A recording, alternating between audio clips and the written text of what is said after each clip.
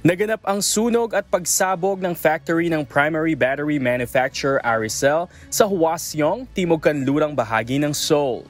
Itinuturong dahilan ng pagkamatay ng mga biktima ang extremely toxic na gas mula sa segundong pag-alab ng apoy. Inabot ng 6 na oras bago naapula ang nangyaring sunog. Hindi pa naman tiyak ang dahilan kung ano ang naging sanhi ng mga pagsabog. 18 Chinese workers, 2 South Korean at 1 Laotian ang napabilang sa mga individual na nasawi sa insidente. May isa pang biktima ang kukumpirmahin pa ang lahi ayon sa opisyal ng Hwaseong Fire Service.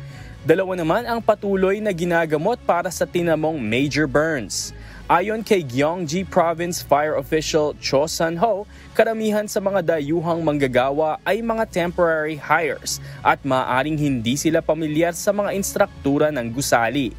Dagdag nito, agad na kumalat ang usok at apoy sa loob lang ng 15 segundo, kung kaya't agad nasawi ang mga biktima sa loob lang ng 1 o 2 hininga.